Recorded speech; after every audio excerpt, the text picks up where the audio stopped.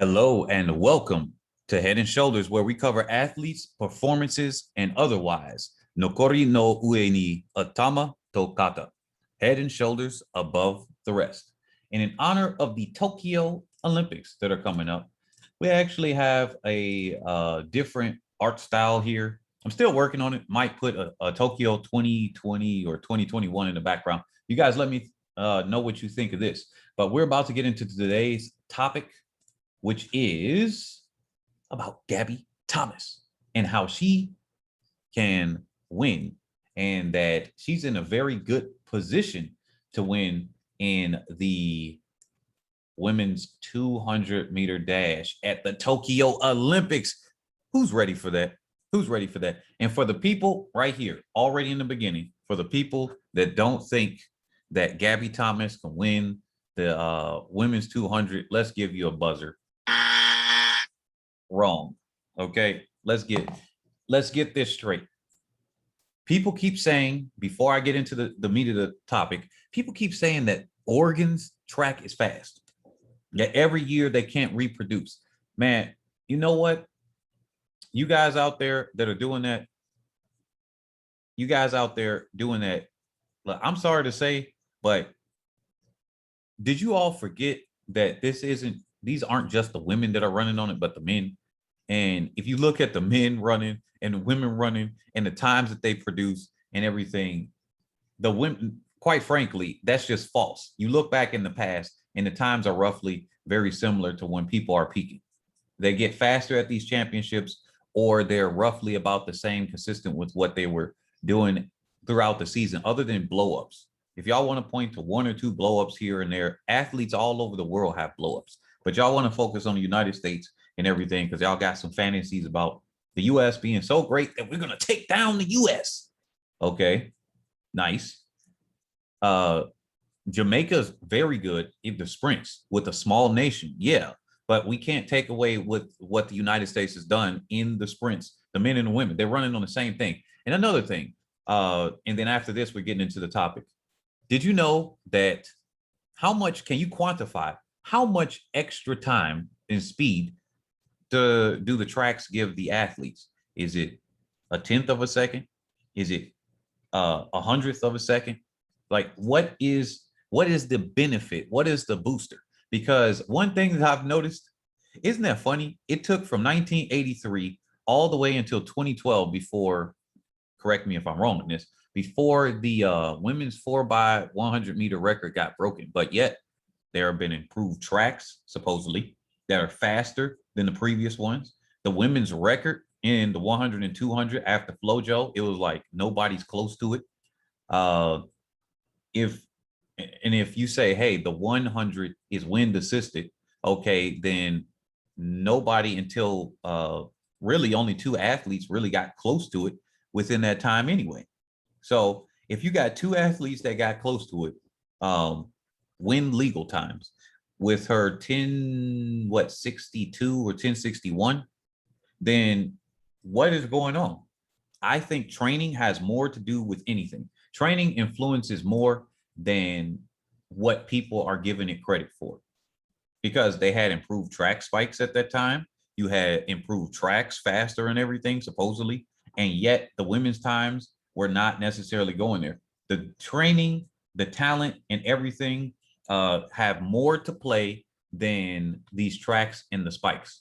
And you guys need to quit it with taking away the hard work and effort that these athletes are putting in year after year, day after day, to run their guts out to entertain us. So with that being said, and to reach their own personal goals. With that being said, let's get into Gabby Thomas and how she can realistically take this 200-meter championship out of the hands of everybody else.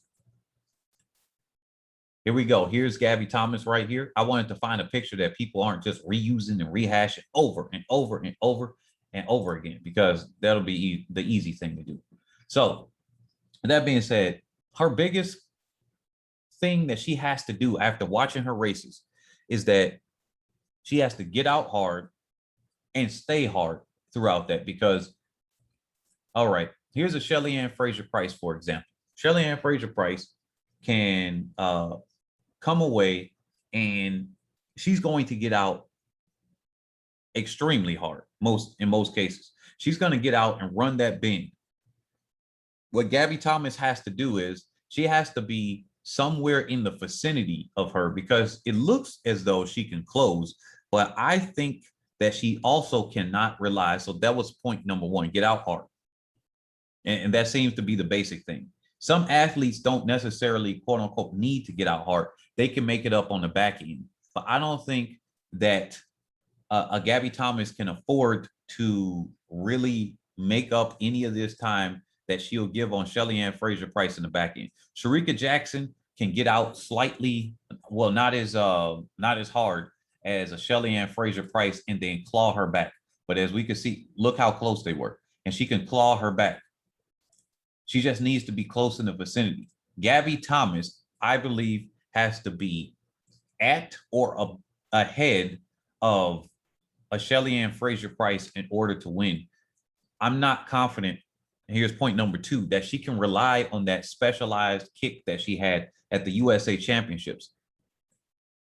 And here's one of the things that gives me evidence for it. And this actually works in her benefit. Gabby Thomas had a PR every single race, from the prelims to the semis to the finals at the USA Championships. That's one of those times that's like, wow, this is like a special day, special week or something like that, competition. And you just got everything firing, everything's working for you, and nobody can stop you. That works out in her benefit, but also against her, because as she had everything firing and popping off, she also had against Gina Prandini, which was the USA champion, what was that, in 2018? So she had a good leg, not leg, I'm thinking of the 4x1 because I'm looking here. She had a good 200 meters against her, the good start against her, right? Oh, I just lost the thought. Let me go back. So Gina Prandini and Gabby Thomas. Prandini is a closer. She's one of the people that can get out moderately hard, and she can close on somebody. And what Gabby Thomas did when Prandini, it was like Prandini flinched. And I don't want to get a copyright strike from Flowtac or whatever, because even NBC isn't bothering us like that. So I can't show you guys the race. But when, with about 60 meters to go, 60 to 40, it was like Prandini flinched, like she was about to do her kick in her second gear or last gear. And then what happened? Gabby Thomas came up and she ate up the track. She dug deep. She was squinting hard, darn near eyes closed. And then she just drove to the line. And that's what happened. Now, I don't know if she can rely on it. Somebody else has told me, hey, you know what? She can, because she hit those PRs. And I, just looking from an athletic perspective and from a coaching perspective, from both of those angles, sometimes you just have a good streak of races and competitions, you know? So if you have that during a certain meet or a certain subset of, I guess, a week or so, yeah. Can we rely on that as a reproduction factor? I don't think so. But the fact that she did it once means she can do that again. That's the 50-50 chance I have here. So I say that's a negative, but her being able to hit the PRs means that she's in peak shape to do that. Now, I think what's going to be her biggest benefit, and no, Gabby Thomas didn't come out of nowhere. She went to Harvard first. She caught it. She was then went over to Texas, but attention was at her when she broke the indoor 200-meter NCAA record. People are thinking, oh, Gabby Thomas, the downers are saying Gabby Thomas, oh, she came out of nowhere. She's never done anything, whatever. If you notice, a lot of these athletes, even Flojo, she was NCAA collegiate champion. Like, these athletes can go to the NCAAs and do something, but because some people don't watch the NCAAs, they only recognize, hey, I don't care about the college, just like some people watch the NBA and they don't watch college basketball. I mean, fair. But you also have to realize that the athletes running the NCAAs aren't running slow. They might be slower in many cases just because, hey, it's different. It's not the Olympics, it's not a world championships. You got a lot more races under you and all of that. They aren't slow. They aren't pushovers. You fall off just a little bit and the cleanup crew from college will get you. Gabby Thomas is not a slouch. She just had a string of races that led her to a PR, yes, but she's definitely not a slouch. Now, how could she beat a Shaunae MILLER-UIBO? Well, UIBO doesn't have the speed that Gabby Thomas does. She gets out hard on it, and she has if she can hold on, that's how she can beat her. Dina Asher-Smith, I think she needs a hope and a prayer in order to get a medal at this point because this field is stacked. But let's not doubt the world champion in the 200. Like, she can't do anything. She could put together a 21.8, but will that be good enough? Or maybe even a 21.7 something. Would that be good enough to get a medal? A lot of times these races come up and they're billed really to be really quick. But if you notice, most of these races are not nail biter finishes. It's like one person blowing out the rest of the field or everybody equally running a close to 22 seconds. It's not like, oh yeah, this person's going to run a 21.7 and then the next one's going to run 21.7 something. And the next one's going to run 21.8 something. No, it's like, all right, if somebody's running a 21.8 high or a 21.9 or something, all those people are close. Or it's just going to be a clear out. This one person's ahead of everybody else. That's how these races usually go, even in the 100, men and women. So that's what I had to cover on Gabby Thomas. Now I'm going to cover the women's 400, where it's being set up for Allyson Felix. I'm going to have a dedicated video to Allyson Felix. But look, you got the top athletes, and Shaunae MILLER-UIBO, she could be injured. That's how some rumors are going. And I'm like, it doesn't look like she's injured with her 200 time, but hey, might have been injured to the point where she's not, because everybody has, just like Shelly-Ann Fraser-Pryce has those niggles that they're dealing with and everything. So maybe that is inhibiting her to doing an actual 400, but we will see because she has qualified in both and we're going to see what happens. But here's Shaunae MILLER-UIBO giving us a thumbs up to say, hey, look, I'm doing okay. So Shaunae MILLER-UIBO, if she doesn't run the 400, this is basically kind of trying to hand Allyson Felix here. Okay, so here's Allyson Felix, number 10. We got the two athletes from Namibia being banned because of the too many Y chromosomes. All right. And it only applies from the 400 to 1500. Wow. So if they were having too many Y chromosomes and they ran in the 200, I mean, until they win so many times and they changed the rule like they did with Caster Semenya, then that's what we call it, the Caster Semenya rule, because it wasn't like that before. We saw Caster Semenya run in the World Championships and Olympics in the 1500 and 800, and then they just decided, okay, nope, that gives too much of an advantage of having too many Y chromosomes, whatever that means. So that is a very interesting thing here. So because of that Caster Semenya rule, we have the two Namibian athletes. And before people are calling this a race thing, there have been Indian athletes, several European white athletes that have been banned in the past. And actually more of the Europeans have been banned for that. And the one Indian athlete, 2006 at the Asian Games, I forget her name, did not know that she had this disorder. And then went back in 2006, Asian Games 800. She was the 800 champion. The Indian society started calling her a gender imposter, and she wanted to off herself. So remember these types of things. These are not, because there's a lot of people saying, oh, they're just doing this to Black people, and then put all of this and put the tinfoil hat on too tight and then crush their brain cells. No, there obviously are things with race that are involved with a lot of these things. Yes. But as far as athletes getting banned because of this, it's not a just purely Black thing. We just have noticed that the Black athletes more recently have gotten it from Kenya to South Africa to Namibia now and stuff like that. But those aren't the only athletes. All right. So if Stephanie-Ann McPherson,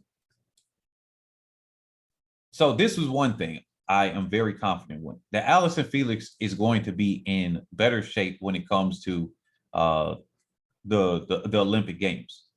I'm not saying that she has a shoe in. I actually think it's going to be very hard for Allison Felix to get this, even with Shaunae Miller-UIBO out. But knowing how she can run and the potential there, like how these people put it together and how she closed, oh yeah, this is kind of being set up for her. Not saying that these people are not running it on purpose, but it's just kind of being set up. Athing Mu could have actually competed, but she said she don't like the 400. Who knows? Maybe they whisper in her ear and just be like, hey, don't do this so Allison Felix could do it. Hey, look, there's all types of things that could go on. But she said, hey, I'm done running this and everything. Okay, cool. Because Athing Mu would have been in there. Look at her time as an 800 runner. Panera Hayes, Shamir Little ain't even in it. This, oh my goodness. Why didn't she do the open 400 as well? Man. So we got Hayes, McPherson, McLeod, Paulino, and then Felix. That's what we got. That's what we got. And then Jonathan, but I don't think McGregor, I don't think we have to worry about them too much. We have to worry about the people that are in front of Allison Felix. She's got a nasty kick right now. She's either getting that gold or silver the way she was looking. If she can get a little bit more speed endurance under her belt, she's got the speed. If she can improve upon that speed endurance between the championships and the Olympics, she almost quite certainly is going to get that gold or silver.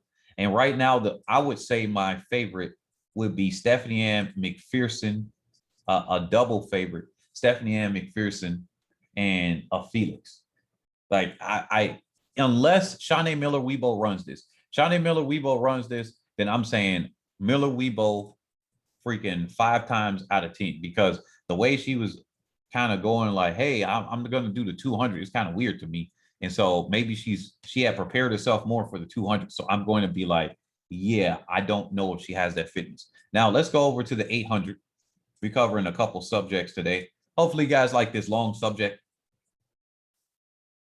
So, oh yeah, and yeah, so would you guys be upset if Athing Mu, and I'm going to put this on the community tab because I'm sure some people just stopped listening after a while. They heard their event, they saw their athlete, that's all they care about. So it is what it is. Would you all be upset if Athing Mu was, you know, not in, like, she didn't medal, she didn't get the gold? Would y'all think that would be an upset for Athing Mu not to get the gold? Because as still a teenager, she's I guess, a favorite, and she looks easy. She looks like she's doing that well. But if you really think about it, she's relatively inexperienced. The chances of teenagers winning at any event, male or female, are not high. Would you think that would be an upset if she gets anything but the gold? Like she gets a silver, you'd be like, oh my goodness, massive upset. She doesn't medal at all. She doesn't make the final, massive upset. The way I look at it is the fact that she made it and that she's going to run there is an achievement in and of itself. Any of anybody that's really under 20, I'm just looking like that is massive. The fact that you can compete with these people at their top of their game, these people that are older than you and much older, I say that that's an achievement in and of itself. If she makes it past the first round, the second round, I'm just like, wow, that's just adding. That's how my expectations are. Now, if I'm a coach, I'm telling them to go for the win. But me as a spectator, me as a, and if this is my own child or something, I'm looking at her like, you know what? This is good. You've done more than 99% of the human population to even do this. Congratulations. Now let's go out there and get it. That's what I would say to my own child. But then in my head, I'm still thinking like, wow, that is a great achievement. And so if something happens and things don't click for her, I'm ready to already tell her, hey, you did a great job. Let's prepare for the next season, the World Championships, and issue this comeback. That's what I would say. But I would not be upset. I don't think it would be an upset for her not to win. I think it would be doing extra. Now, what do I expect her to do? I think Athing Mu, do I have an image of Athing Mu? Because I don't think they have one here. I need to start showing the pictures here. Okay, the computer is loading up slow. Hopefully you guys can hear me here. I don't know what's going to happen in the editing process because I don't edit these. All right, computer's not loaded.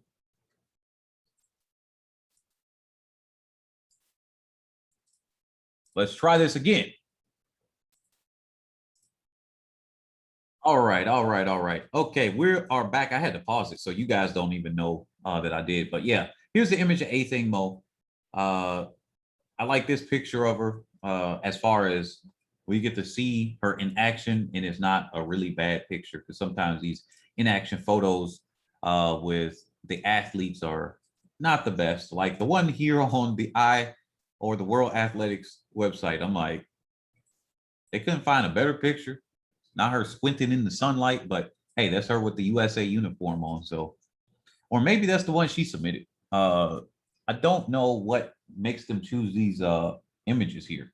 But yeah, with that being said, Athing Mu, I think that she has a very real chance of setting, what is it, the championship, the Olympic record, which I do not believe is the women's world record. And here we go. So it looks like the Olympic record is dang near the world record. Darn near the world record. It used to be the world record, but here it is, the 153.43. Well, if that's the case, if I think that that is so close to being there, but that's a 3 seconds up. And I know that Athing Mu looks very comfortable, but I'm going to have a dedicated video for this. But looking comfortable and you being in your own head and everything, those are two different things. Her looking comfortable doesn't mean that she can get that sub 153. Thought the Olympic record, until I looked it up, was a little bit slower than that. But getting her under 153.4 or 153.28, that's 3 seconds up on what she just ran. Yeah, she looked comfortable during the race. Yeah, she did slip up at the beginning, so she might have at least run the American record at that time instead of being close to it. I think that she could get the American record for sure. That is for sure. This 153.28, that becomes a bigger question mark. But if other athletes can get close to it, hey, why not Athing Mu? What do you guys think about that? And here's my last topic right here. Let me know what you guys want to hear on the next videos. Is there a topic that you guys want me to cover? I am going to cover Allyson Felix. Calm down, calm down, calm down. Like I definitely. I fully understand. I definitely understand you guys about Allyson Felix. Matter of fact, I might actually just have to post it up on a live stream. But thank you guys. We are looking for 10,000 subscribers. If you are here this long, join the Discord below. That's how you can get in contact. People have been asking me.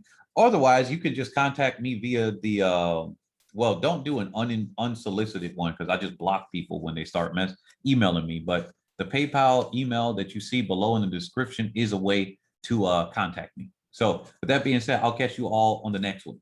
Peace.